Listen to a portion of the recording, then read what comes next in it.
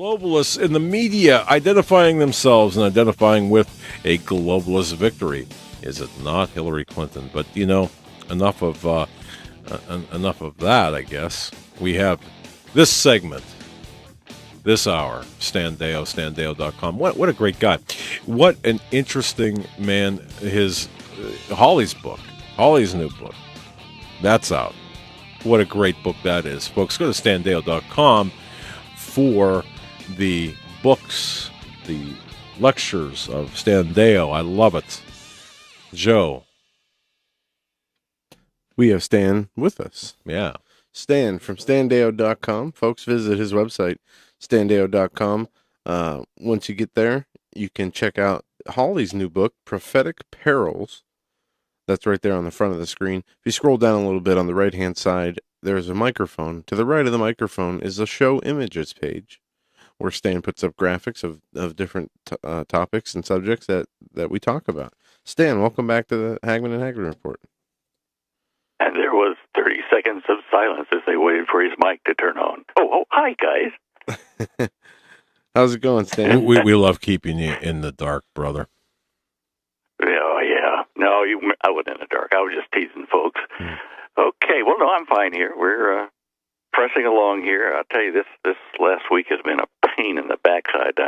Our peaches are coming ripe out in the orchard, and we have never gotten these big nets, like the 25 feet by 50 foot nets, and put them up. We use smaller ones that we got at Lowe's and stuff, and clothespin them together. Every night, the little devils, the little finches and a hummingbird and some sparrows find ways to get in between the joins of those nets, and we'll have about 5 or 6 of them there in the early morning, eating away at my peaches.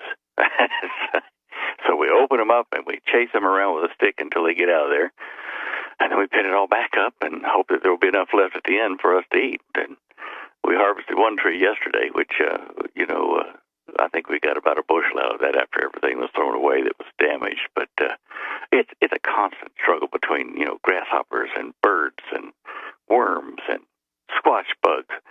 This has been the worst year we have seen since 2001. It's 15 years. This is the worst one we've seen. And it's just atypical weather. So I guess we're doing okay, but I'm frustrated. We got to have enough to at least make canned peaches and stuff, and some peach cobbler. Oh yeah, peach cobbler, gotta have that. Well, I'll tell you, we have a family in town from Wisconsin, and they brought some peaches that they got from Georgia. And man, are these things delicious! They're I actually haven't had a peach that good in a long time. Stan, they're and ladies and gentlemen, they're Mackinac peaches, which are only ripe for 2 weeks of the year. No, I'm kidding. That was from a Seinfeld episode. There are no such things as those. But yeah, your peaches, legendary, I hear. So cool. And folks, Stan, we're going to be taking calls with Stan. Yeah. In the second half of this hour. In the second half of this hour, the phone number is 844-769-2944. That's 844-769-2944. Questions, keep them quick, and try to keep them on point. But Stan, what do you want to get into tonight? Yeah, what do you want to talk about? Oh, I guess a number of things. One of the things that's been kind of interesting is I've been getting emails from people over the weekend about the Mariana Trench earthquake. It was a 7.7, and they drew references to what other people, other guests on other shows have said. That wasn't it odd that the Mariana Trench 7.7 occurred, and at almost the same time over in Yellowstone, the seismometers went off there. And so I investigated, and I looked for other earthquakes around the Yellowstone area that might have triggered just coincidentally at the same time. There were none, and there were no, big quakes other than this, somewhere from out there in the west. There was this big event that all the seismometers recorded.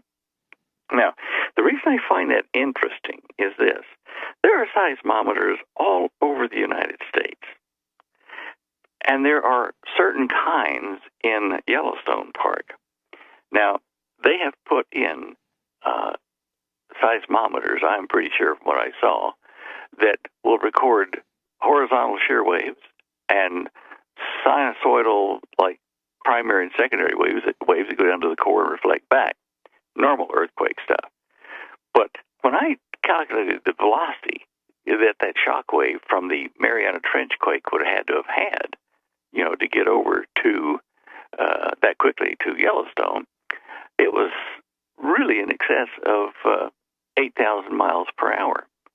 So I started digging in, and I found that in addition to the S and P waves, secondary primary waves that they talk about on most seismic recorders, that there is a third kind of wave. Now, get this, it's called a love wave, L-O-V-E. Now, this wave travels like horizontal shock instead of like a normal sinusoidal thing. It's quick. It can be up to 13,500 miles per hour. Now, the secondary waves, reflected waves, go at about 7,700 miles per hour. And the primary waves travel at 18,000 miles per hour. So somewhere between a P wave and an L wave, or love wave, the waves from the Mariana Trench thing went all the way across the United States, or across the Pacific to the United States, into the recorders at Yellowstone. But I didn't see them recorded on other seismometers along the West Coast and, inland from there. So it means to me that the seismometers they've got in place at Yellowstone are extremely sensitive. They must be a really high-class set of seismometers to detect very subtle variations in the surrounding, land and other fault lines.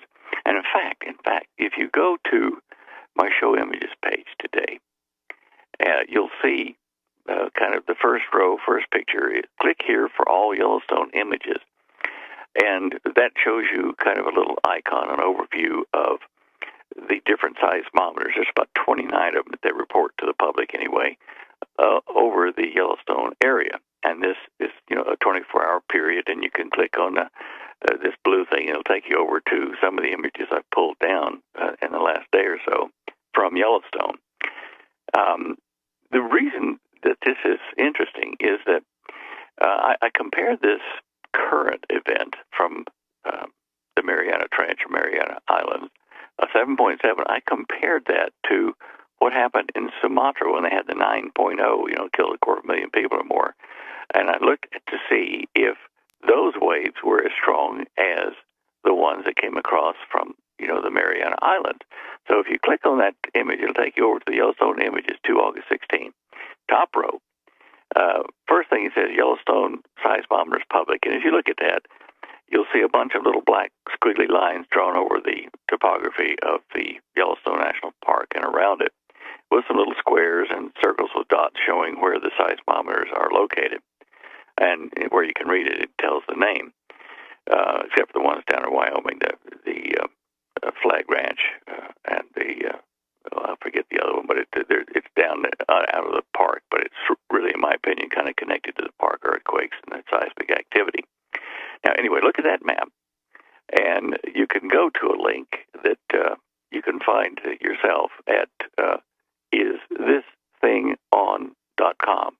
You run those words together, is this thing on? And you'll get to where that blue map was on the show images page, the white and blue squares, and you'll see the same thing if you go to that place. I just put that up there as a nice picture to get over to the pictures I took off of that site. Now, looking at the top row of Yellowstone images, you'll see something that says USA seismic waves from Sumatra 2004, where you had an M9.0. And if you click on that, you will see another map being generated across the whole United States. And at the bottom of it, there's a little vertical line traversing over what looks like a heartbeat, but it's really a seismometer trace.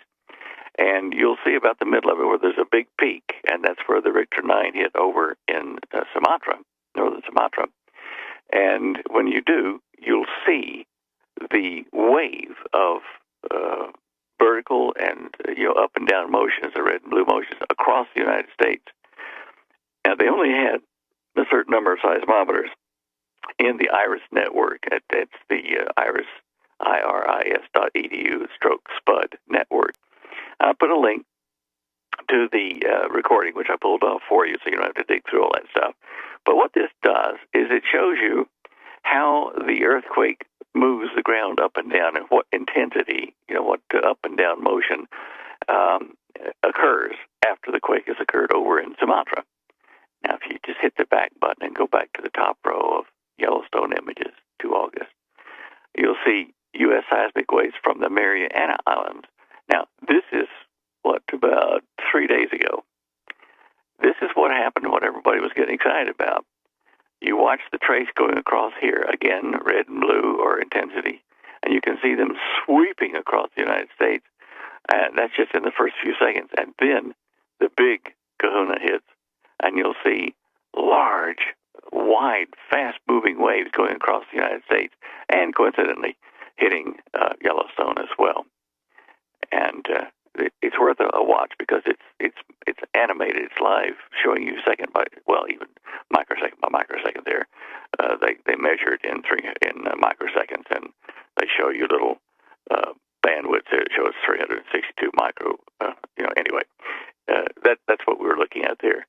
That shows you how a wave like that can come from the Mariana Trench or from Sumatra even further away and reach over to the United States to Yellowstone. Now, as I said, I didn't see reports of this in other traces of seismometers. Maybe I missed the ones that had it, but I didn't see that.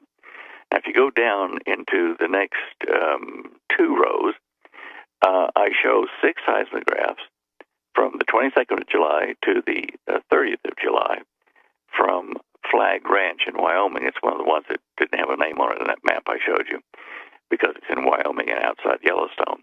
But if you click on these, the pictures, it'll take you to that one particular seismometer so you can see how it's had seismic reactions to something from the 22nd of July all the way through to the 30th.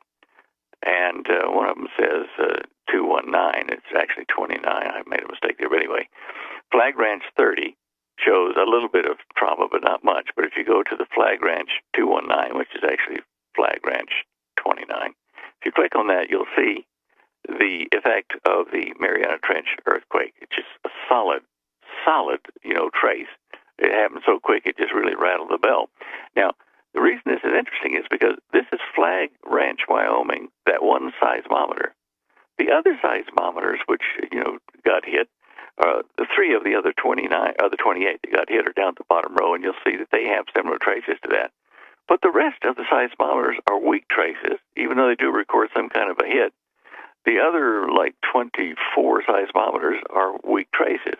So why is it that the Moose Creek, Mary Lake, Hebgen, and Flag Ranch in Wyoming, why is it these record much more sensitively and much longer an earthquake on the other side of the planet? Now, to me, that indicates that something in that layout is underneath the Earth. There is like hydrodynamically, like fluid mechanics related to either the Pacific Ocean or to, the mantle that reaches all the way across to the Mariana Trench this time, or Mariana Island, because something is really passing shock waves straight to those 4 seismometers so quickly and so strongly that they stand out. They are directly linked. So I think that for future reference, what we should be doing is keeping an eye on Moose Creek, Mary Lake, Hebgen, and Flag Ranch in Wyoming, those seismometers, those 4 of them. And they will be most sensitive to far-off earthquake events, rapidly. Do you guys see what I'm saying? Yeah, absolutely. Okay. Well, anyway, that was the major point of that research, and I've been digging into that for quite a while to answer a number of your listeners and others that have been alerting me to this anomaly. Yeah, there's been and a lot of the only questions anomalous thing about Say this. again? There's been a lot of questions that that we've just gotten personally that I haven't even passed along. I can't imagine the amount of questions you've gotten about this, and they've been for a few months now. About Yellowstone? Or? Yes, Yellowstone. Different anomalies at Yellowstone. Yeah, well, I think it bears watching, but I don't know that it's quite that anomalous that the seismic event on the west side of the Pacific shows up so quickly there.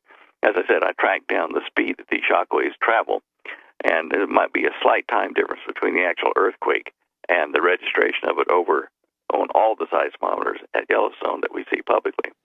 Although there might be a time lag, it's a very short time lag, indicating that there was around 9,000 to 10,000 mile an hour shock wave that left the Mariana Islands from that quake and headed straight over, well, all around it, but it did hit Yellowstone within a few seconds. So it's not that anomalous. As I say, I went back to 2004 and looked at the Sumatran earthquake to see how it traveled and what it did. And even though they had less sensors, you could still see the pattern forming. Very interesting. Yeah. Yeah. Have you guys been keeping up with the election? The circus. What election? Is there an election this year? Yeah, that's about the question. Yeah, who knew? Oh gosh, it's a terrible thing, this election. I've been watching news reports coming out of various countries. There was one. Let me just see here. I'll just pull it up on my thing here that I got from let's see here, Najib Camp. Let's see what news service was that. Yeah, from Malaysia Chronicle. They've been tracking representatives of the Saudi Arabian government, the Saud family, coming over to visit the United States. And apparently they've got a $500 million slush fund for, well, let's say, political PAC-type support. Now, they met with Obama. Actually, Prince Salman did that, and with Hillary. But they don't know whether he's going to offer the same deal to Trump in exchange for something or other. But their effort is to buy off whoever the next president of the United States is with a $500 million PAC underwriting for the election. And I just find that, you're not going to find that in U.S. newspapers, but I just find that sad, but a real statement on the corrupt politics overseas as well as here. This game, this war, is really a replay of the 13 crusades that happened in the Middle Ages, where Christian armies were sent over to destroy, the Muslim armies in the Middle East. And, when the last crusade was fought, the Christian West left with their tail between their legs and whatever. That kind of sealed it as a permanent deal that the Muslim countries controlled Jerusalem and Israel and the area. But now then the battle is being fought again after the fall of the Ottoman Empire. And it looks like this time the oil discoveries in Saudi Arabia on Dammam Island, as I said last week, has financed Saudi Arabia with so much power that they can just tell other governments what to do. And that's what we're seeing. It's scary, but that's what we're seeing. Yeah, and I don't know, Stan, I just saw this headline pop across the front of Drudge.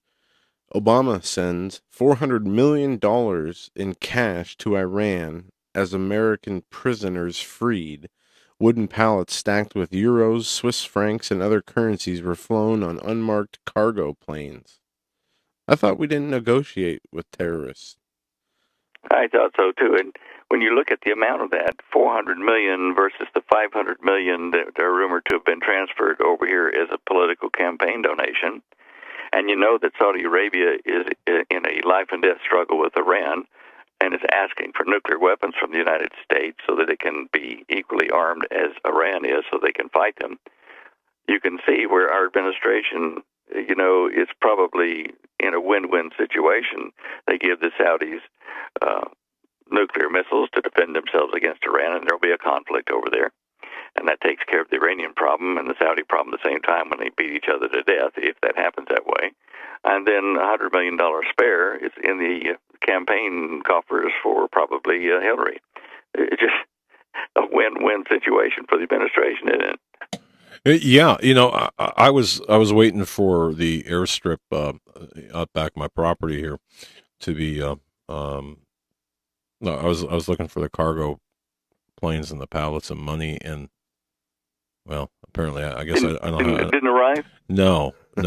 And you promised, Stan. No, to me, we are watching. Seriously, we're watching the we're watching everything devolve, I think, into ultimately a state of anarchy, I believe. But that's just Oh me, yeah, you know. oh yeah. I couldn't agree more. I mean, we've just seen so many hot buttons pushed by this administration to stir up the public here.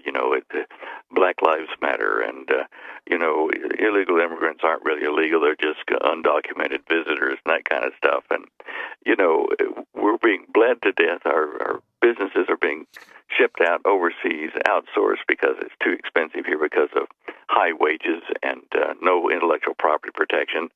And then you turn around and see, okay, we're going to raise the minimum wage so that you really can't afford to have people. It just, they're just daring us to come after the government. And I'm being careful with my choice of words here, but they're No, you're right. stirring us up to riot. Yeah, you're right. And the DHS just granted Syrians temporary amnesty. Yesterday, Homeland Security granted temporary amnesty to more than 8,000 Syrians who are already living in the U.S. right now, and plan to, extend that to all the Syrians that they bring over to the U.S.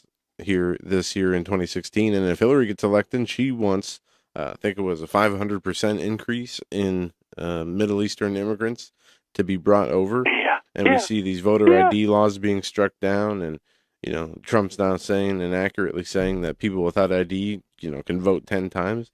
And they're absolutely correct. Folks, we're talking with Stan Deyo from standeyo.com. We got a few minutes till we're taking a quick 3-minute break. But when we come back from that break, if you want to talk to Stan, if you got a question for Stan, give us a call, 844-769-2944. That's 844-769-2944. We got about 3 minutes till we go to the break, Stan. How's Holly's book been doing? Oh, look, it's an amazing thing. I think I'm going to have to order a reprint already. They're just flying off the shelf. I'm not kidding. It's really good. People are buying 2 and 3 copies and spreading them around because it's just such a well-documented collection of everything that's related to prophetic events now. As you know, you've got the book. But, it's doing great. I'll tell you something else that's stirring up is a lot of renewed interest in the Prudent Places USA, the clever places to be and not to be in the American, the 48 states. Well, actually, Alaska's including Alaska and Hawaii as well. But she has those maps with about 70 different variables so that you can look at where you live or where you want to live if you're about to move and see what your threats are that you got to deal with, what you got to prepare for. And that thing's just had a renewed life. As we went to air, I was just getting quotes from our pressing people down in Arizona to print a new batch of those, or to press a new batch of those CD-ROMs, because people are really worried about where they are and where they want to go, and how to dodge the bullets. I mean, even some of our conservative neighbors around here, we're finding out they're stocking in firewood, and they vote Democrat, by the way, firewood and a little bit of extra supplies. We've only been warning them about this for 15 years, but current events are getting their attention. Isn't it amazing how they just wait to the last minute? Yeah. And I will say this, having accompanied from out of town at the Hagman household, actually, our house is full, but I took from the studio, I took home Prophetic Perils, put it on the coffee table in our living room, and that book attracted more of our guests' attention than anything else. It was interesting because my sister-in-law, I caught her reading that. It was this morning. She was sitting on the couch reading, paging through that, and I said, "Yeah, that's written by." But she was amazed at some of the parallels that amazed at many of the parallels that Holly painted with the scripture. So, with the perils we face today, the upcoming apocalyptic series of events, and how well Holly really tied everything together. Well, Holly and I sat down to design that book cover, and I said to her, "What is the book really trying to say?" We worked out the title after about a week of trying various things in our mind that would explain what the book was about and why to read it. And then she said, well, now we've got to put this into some kind of an image on the front cover. What do you think? And I thought, well, So played around for a while, and I thought, well, she's referencing Old Testament, New Testament stuff. So that was the reason for designing the scroll spread across the front cover and putting Hebrew and Greek in there and English and stuff. And, with an explosion behind it, as, prophecy does say there will be a great heat at the end of the millennial reign. And, the earth and the universe as we know it will be just blown away in heat, and a new earth and a new universe will follow it. And so, anyway, putting all that together, and once I got it on there and put it in the 3D, program and shot a few images, we stood back and we looked at that and we thought, wow, that really grabs you. That the visual image just really grabs you. And so the good Lord kind of directed us into what He wanted us to put there. And I find myself, even when I walk past the stack of books in the wrapping room, and I see hers laying on the top of a stack, I'll stop, because the image just grabs you for some reason. It I don't does. know why, but it really does. Hold right there. Stan Deyo from StanDeyo.com. Coming right back. You just hold right in there, folks. More on the other side.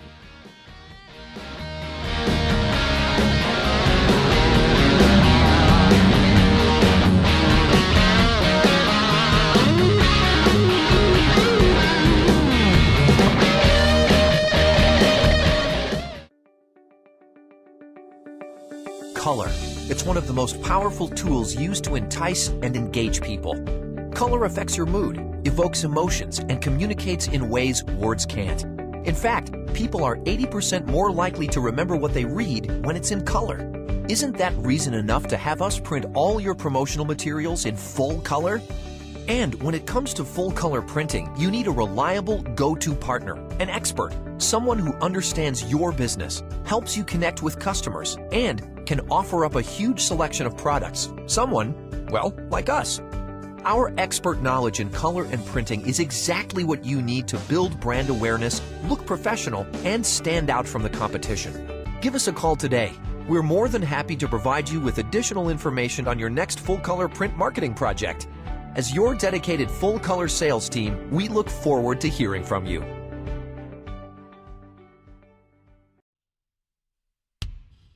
Reporting on what the mainstream media won't, you're listening to the Hagman and Hagman Report on the Global Star Radio Network.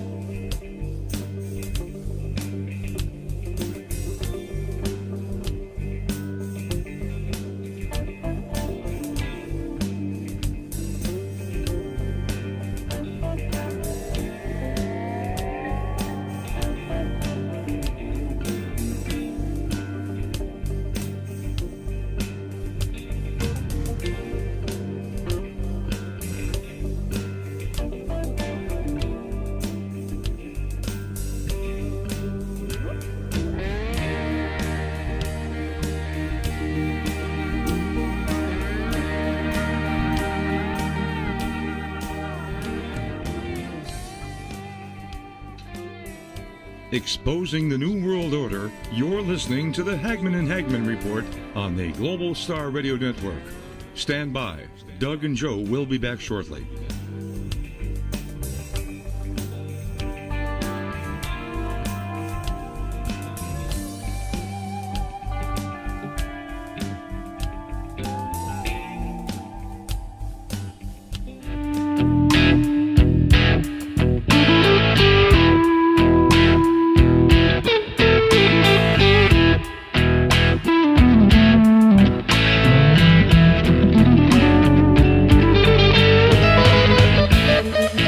We'll be taking phone calls with Stan Deyo for the remainder of the show. Folks, if you want to call, the number is 844-769-2944. and we are going to go to the phones in just a second. We actually have a full bank of calls, so let's get into them now. Stan, you ready to take some calls? Okay. Yep. All right, we're going to go first to Emmy in Iowa. Emmy, you're live on the Hagman and Hagman Report with Stan. Hi, Doug. Hi, Joe. Hi, Stan. Thanks for taking my call. Quick question. Sure. I live over here on the northwest corner of Iowa. I was coming in from Chicago the other day, and there was a huge brown bank of just about chemtrails, a bank of the chemtrails laid in. And my respiratory course is all messed up because of this. But here's my question. I was wondering, are they doing the chemtrails to mask the Nibiru or the Planet X from all of us? Is that one thing? And the other thing, is there a tracking site that we can see where these chemtrails are throughout the world and in our country? And that's the question I have. Emmy, thank you for that question. Our questions. I don't know that there is a website that does what you ask. I can only suggest that you do a Bing or Google search or front page search that allows you to find. Let's see, how would you search for that? Chem, and then chemtrails, all one word, are split into two, and then global reports or global map, something like that. As far as why they're doing this and why is it brown, you see, if they were putting that out to shield us from being able to see Planet X or Nibiru, I think it would be more global in its coverage. For instance, you're reporting that there. Here in Colorado, we've had clear blue skies with nice clouds and rain and stuff occasionally, really enjoying the respite from chemtrails. So if they were doing it so that none of us could look at the stars and see Nibiru, that wouldn't be an explanation. Furthermore, Nibiru, from what reports I've been able to glean, is supposed to be detectable mainly from the southern hemisphere. And I've got amateur astronomers there who would tell me if they had seen it, but I'm getting no reports back from that. And we've, been asking for that for some time from down in Australia and New Zealand. Yeah, and I think the chemtrails are, in my opinion, are more about the terraforming of the environment, spraying the heavy metals into, and basically poisoning all living things on this earth. Well, some of them may be like chemistry like that, Joe.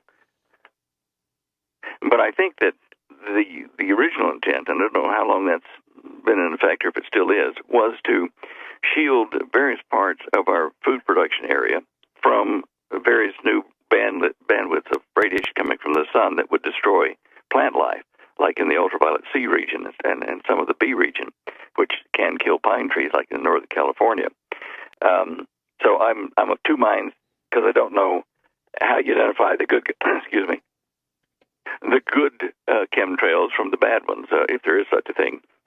They do have chemtrails all over the planet. So, all right. Thank you, Emmy, for the call. We're gonna go to Bob in Virginia next. Bob, you're live with Stan Deyo. Good evening, Doug, Joe, Stan. Like I said, my name is Bob from Virginia. I'm an airline pilot. I've called in before. I see you're just talking about chemtrails. I am an airline pilot who's aware of this activity. I have been asked before if I've seen them while I was flying, and I've said no, because we are rooted around, or what we say, vectored around this activity. So I've learned to identify this activity from the ground because there's unusual contrail or lingering contrail activity in the morning specifically or in the afternoon, to answer the previous caller's question. Good. Thank you. My understanding appears to be, one, to affect the environment for the growing season, for weather, to control. Of course, if you look at the activity, always follow the money by manipulating the environment or the climate, so to speak. People make money by betting on futures, right? I mean, it's pretty much standard. Right. Also, Stan, I wonder, have you talked to anybody who is measuring the current tilt of the Earth because in my understanding of the climate or Earth changes that I'm seeing during my work, and of course, I have solar panels, I have a garden, and people say I have a small farm, so I see a change in the rising of the sun, the moon, and stuff. Do you know of anybody that is measuring the tilt or the angles of such? Well, a number of civilians in Taiwan and other countries have emailed me about their gardens and the shadows appearing on the garden walls, in Japan, where they didn't ever appear before. It's at that same time of year. Now, again, these are not documented pieces of data, so that we can't count on, but I have been looking at the official plot of the wandering of the North Pole in this great ever-widening spiral. That does indicate, even from an official source, that the polar wandering is accelerating, and the North Pole is wandering or spreading out its spiral at twice the rate in degrees per year that the South Pole is, which would indicate maybe a top-heavy planet spinning out of control or about to spin and form a new axis. Bob, if you do find something yourself, which is reliable data of someone plotting that, I would certainly like to hear from you at Stan Deyo at standeyo.com. It is something I have researched and not found a satisfactory answer, but I do see indications that something is amiss with the geographic spin of the planet, in addition to the magnetic inversion of our poles. They're just one single little factor would bring mainstream science and us conspiracy science people together, or biblical science people together on this point. If we could get mainstream science to concede the point from their own physicist report as far as the age of the universe, if we could get them to concede that the speed of light was approximately 10 to the 60th power greater at the Big Bang than it is now, and that it has been slowing down in a rapid exponential curve, then we could bring our biblical and Sumerian and various other Middle Eastern and Egyptian datings into line with mainstream science. And this means that catastrophic events like magnetic pole reversal, and perhaps like a total reversal of the physical mantle of the Earth reversing, flipping upside down or sideways. We could bring those events, instead of in tens of thousands of years, into hundreds of years or thousands of years maximum. And that would then allow us to compare their data streams to our data streams and come into very close agreement. If that happens, we are going to panic a lot of people, because they'll realize suddenly that these catastrophic events are not over, and they could happen overnight. Our sun is a prime example. It's going through some stages right now that I think are indicative of it throwing off a huge mass cloud around it. Anyway, Bob, I digress. But as I said, if you find information that you can pass on to me, I would appreciate it. Thanks for the call, Bob. We're going to go to Joe next in California. Joe, you're live on the Hagman and Hagman Report. Hey, how are you guys? Good. Hi, Joe. Good. The question is regarding what are called ley lines. I don't know, I've read about them. I don't know if they fall into your science world, Stan. And if so, is there just a different name for them? And why does it seem that they are built in a grid-like fashion and along points of interest, especially mounds, which are burial mounds, and banks, like banks of money banks and churches? Joe, I've looked at this, and here's something to consider. The ley lines, let's say they exist, did they always exist in the same place, or have they moved when the Earth tilted 23.5 degrees? If they were in place when the Earth was vertical, they wouldn't be in the same place they are now. They would be shifted. Did they occur after, say, Pangea split up or the continent split apart? Okay, if they did, why would these lines, or like lines of influence, shall we say, of energy, why would they even manifest in any form at all? And to agree with you, I must say that my new model for gravity, and what produces gravity is what's called a hydrodynamic or fluid model of spinning space. And it does allow for waves that are converging toward the center of the planet and waves that are diverging from it in a spin. And these two fields overlap with kind of like a skewed grid. It's not, if you look at the North Pole, it's not rectangular or square grids. It's grids like that are slipped sideways, like I think they call it a rhombus. But anyway, it's a parallelogram that's shifted to the right on the top of it versus the bottom of it on these things. Now, those I guess those lines, we'll call them, are a result of wave fronts, little minor wave fronts in the spinning fluid of space that creates the illusion of gravity as a sum of two different waves in opposite directions. I'm trying to figure out a way, Joe, to say that in $5 words instead of $50 words, because Holly sits over there and says to me, no $50 words. But I hope you understood what I was trying to say. Did you?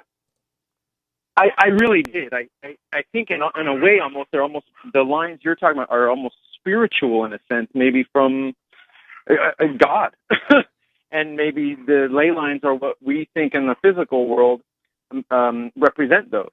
I guess, right? Well, look, I don't know, because we're all still working on parallel universe theory, where God's universe is concentric to ours everywhere. And, when our universe is destroyed in that fervent heat he talks about in Revelation, it's going to be replaced with a new universe. And that might mean that his universe is consuming ours as part of the process he set up to destroy this virtual reality that we have and we call existence, If that's the case, then these little wave fronts in the gravitational fields might be some sort of a subtle link to his parallel universe. I know that when he talked with Adam and when he walked and talked with Noah, he was able to physically stand by them and talk to them, without hurting them. But by the time we got to Moses, he said to Moses on top of Mount Sinai, he said, look, I know you want to have a look at me, but I'm going to have to hide you in this cleft of the mountain here to protect you, because if I were to appear right in front of you, like I did, in the old days, my presence, the energy of my presence would destroy you. So I'll project my image up onto a cloud, and while you're hiding in the cleft of this mountain here, look out through the crack there, and you'll see the cloud with my image on it, and it won't hurt you. So it's telling us that the huge disparity between the energy of the average particle in God's universe is growing much greater because ours is growing so weak here. And you can see why this consuming fire will destroy us in the end. Joe, thanks for the call, and Stan, that's some great insight. Moving right along here, we're going to Virginia in Wisconsin next. Virginia, you're live on the Hagman and Hagman Report. Oh, thank you so much for taking my call, Doug and Joe and Stan. I am just honored to talk to all of you. I was been listening to the radio, and it isn't on mainstream very much, but I've got Incirlik, is that where Aragon is? The Air Force Base in Turkey, in Incirlik Air Force Base, Turkey, U.S. Air Force Base, I might add, yes. Yes. And I got in late today, so I'm sorry if you've already talked about that. But they were saying that last night or this weekend there were 20,000 Turkish troops that had surrounded 1,500 people, the airmen that are on the base, and we've got a lot of hydrogen bombs there. And I'm just wondering what Stan's ideas of Aragon maybe taking over those hydrogen bombs and then going to buddy up with Putin and whoever else to start the Gog-Magog war, because it would be real easy for them to take those hydrogen bombs, and they got the planes to deliver them then. Well, Virginia, it's probably not going to be as easy as you'd think. These things can be disarmed quite rapidly. There are protocols in place to protect our nuclear weapons from hostiles around the base in various foreign countries. However, having said that, it is possible, though not probable, it's possible that Erdogan can get control of those nuclear weapons. And certainly he has been buddying up with Putin, as you said. Now, Erdogan fancies himself as a modern-day Solomon. an absolute dictator with great wisdom. Anybody that I've talked to that's been in Turkey will tell you that he is an egotistical maniac. He really is. And we do not believe for a second that the attempt on his life or a coup was initiated by anybody else other than him in the back room. He's been fighting for absolute control through the normal parliamentary processes in Turkey over the last 3 years, 2 to 3 years. And because he has not been able to get official permission to let him be absolute ruler of the country, by forming this coup, or allowing it to happen, shall we say, it has put him in a position where he could take action militarily against his own country, his own countrymen, and take total control, which he has done. Now, that means that he can demand things from the United States, perhaps from Russia and Germany, with the power that he now holds by surrounding that base. I do know that there are a number of our own U.S. military bases in the region that have been put on high alert to stand by for action should Erdogan get to the base, actually capture it. That might be part of the protocol to make the base a big smoking hole to keep the hydrogen bombs out of the hands of Erdogan and his associates. The Gog-Magog war will come after a Middle East consortium of Arabic countries, probably led by Saudi Arabia, from what Psalm 83 says, will attack Israel and be utterly destroyed on the ground. Now, that will leave the Stans, the Turkey, the Irans, all those kind of countries available to be in the Gog-Magog invasion with Russia and Turkey and whoever else is in that consortium. So first of all, look for the attack on Israel. Now, if Erdogan is leading toward the Gog-Magog consortium, we ought to see that Psalm 83 war occur very rapidly. And as I've said several times on the show here, young Prince Salman of Saudi Arabia has already organized and done military exercises with 34 member nations of an Arab confederacy. And although they speak nice things about Israel, he's now got an army of great magnitude, not with a lot of nuclear weapons, if any, but that's why he's dealing with the White House, which could be turned against Israel and which will lead to the Arabic consortium's demise. I think this is probably why we saw the rumors of the $500 million transfer from the Saudis by backdoor channels over to the administration and the White House, where $400 million of it was used elsewhere and $100 million for political donations, but the elsewhere was in the control of the nuclear weapons in Iran. So, Erdogan is a guy to watch. I've had him on my watch list for months now. You'll see it on my show images page under the Antichrist. I forget the exact name of the link, but you'll see it. There'll be pictures of who is the Antichrist. Salman, Assad, Erdogan, and there's three others, including Obama, where I list their characteristics according to prophecy and see who fits it the best. And even all those could be wrong, but watch Erdogan. You're absolutely correct. That guy is a power to reason with in the area. Virginia, thank you for your call. Stan, it's like you're on the lightning round here. We got a few more calls. Tom from Ecuador is up next. Tom, you're live on the Hagman and Hagman Report. Good evening. Thank you. I live about 20 miles south of where the last earthquake was, and I've been up into the earthquake area a couple of times. And everybody we talk to in the different tent cities we go to, really places, everybody seems to have a vertigo or a dizziness or a foggy brain and phobias. Is that a signature of possible man-made earthquake? And how? I think we lost Tom. But the signal was terrible. But symptoms of vertigo, dizziness. Okay, now this is interesting.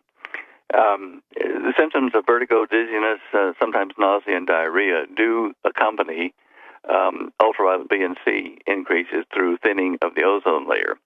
Now, the sun, as I kind of sideways mentioned a while ago, is in a state of change at the moment, and I'm watching it like a hawk. It may be that the sun was emitting electromagnetic radiation in different frequency ranges over that area. So, Tomas, if you're still listening, the Ecuadorian area there is very close to where we've seen problems before with the edge of the South Atlantic anomaly, which is a magnetic field weakness that allows extra solar radiation to get through to the surface. And people in the islands east of you there, in the kind of equatorial region of the Atlantic, reported dizziness, diarrhea, skin rashes, disorientation. So it may be related to that. As far as a man-made issue, I don't know that we have any programs, no matter whether it's American, Russian, or whatever, I don't know if there are any programs in place to create such widespread anomalies. I would look first for ultraviolet increases, and you can buy these things on the internet and supposedly get them sent down to you in Ecuador. It would be interesting if you could do that and get these things out in the sun and measure, like every hour or so in the daylight, what the reading for your ultraviolet is and what bandwidth it is, because that will tell us if it's caused by ultraviolet penetration from the sun in your region. What about, interesting occurrence. I'd like to hear from you. yeah, Tom, if you could do that. Wait, and Stan, what about methane release? Would that have the physical effects that Tom was describing? And I'm sure that would have more of an odor, you'd too. have nausea. I don't know about the other mental effects. Prevailing winds would be from the Pacific, where you could get methane hydrates released. You'd think that there'd be reports offshore of the bubbling of this. Okay. Methane hydrate doesn't just come in one little release. Even with a gigantic release, you'll get pre-event and post-event bubbling, smaller bubbles coming up as the hydrates release the hydrogen sulfide. It's possible, but I tend to think more of an ultraviolet effect. It'd be interesting to see if the people that are affected by it there in Ecuador, in that region, if it only affects them during the day when it's sunlight. Well, If it were methane, you'd get nighttime effects as well. No, great point. We got Tom from Ohio. Tom, you're live at Standeo. Oh, yes. Can you hear me? I can indeed, Tom. Oh, yes. Well, thank you for taking my call. It's a great pleasure talking to all of you. And I have a few questions, and I know it sounds bizarre, but it sounds like that's the way things are heading is just in a bizarre fashion. But I've been talking to my friends, and we bring up the topic that people's behavior is just so strange and so, there's no morality or, the behavior is so wild, like with the shootings and the protests. And I was just wondering, would there be anything in the chemtrails, the chemicals that they're using, that would alter people's behavior? And if that might be a plan? And the second concern would just be, we know if Hillary wins, Trump will go in and ask for a recount. But if Trump would win, then that's putting Hillary even into and the people behind her even into a smaller corner. Do you think that she would have something set up with like Saudi Arabia as I don't want to say a backup, but another type of threat? And I can take the response off the air. And thank you. It's been great speaking with you, and God bless. Thanks, Tom. God bless. Okay, the chemtrails. Okay, yes, there could be heavy metals and things like that do affect human behavior. We know, for instance, if there were like lead-type particles in the air, that it could cause various forms of mental aberrations in the populace. But it would have to build up over a period of time, which we've seen the chemtrails over a long period of time, and get into the soil and get into our food chain and then affect us that way. There's also the possibility that the activity in the sun with these anomalous solar flares and coronal holes that have been forming right now, that these things are affecting human behavior. A French study in the early 1970s, did find a correlation between marriage, divorce rates, and crimes and insanity of various types during high sunspot activity. Well, the sunspot activity is low at the moment, but the coronal holes activity, the openings are bigger in surface area than even the sunspot activity, and they are a related type phenomenon. Second question, guys, what was it about? I got carried away there. What did you ask for the second part? I think we're all like deer staring into the headlights. I'm not sure. And gosh, he I got took carried me. away with that. No, I got on wrapped up in your explanation there. And he's not on hold anymore. Yeah. Let me just think. What was it he said about that? He said, what about that? Oh, and the other was a very good question, too. What was it?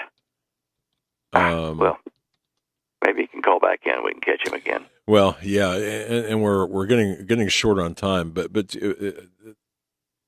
wow. Oh, we've got about a minute left. Yeah, about 2 minutes. Tom, I do apologize out there. If you can email me, I can address that next time. Yeah, email us, or if you want, email Stan directly if you can, with the second part of your question. And Stan, being the gracious host that he is, will respond to you. Absolutely. And we thank you, Stan, for taking the time that you do. And also want to thank you for hanging with us and getting used to this new format this is our second day rolling this out. So we're still working out our own kinks and bugs with it. Yeah. And but you know what? trying to change things up a little bit. Yeah. Yeah, Stan, I'll tell you, it's great having you on as a guest, and it's great that you thank you so much for agreeing to take calls and answering people. People have been one of the biggest email or most popular emails that we get are Stan, question for Stan. Yeah, question for Stan, or can I possibly talk to him? And you've made a lot of people that's good.